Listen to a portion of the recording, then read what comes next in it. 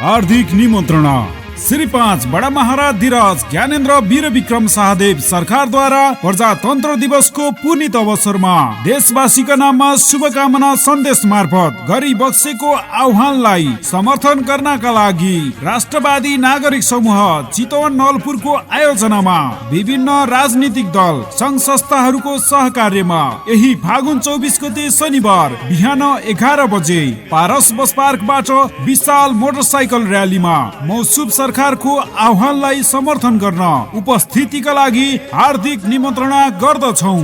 राष्ट्रवादी नागरिक समूह चितवन र नलपुर।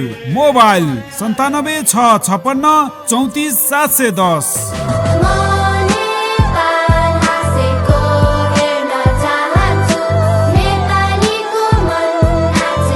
सहभागी बनौं, सफल पारौं।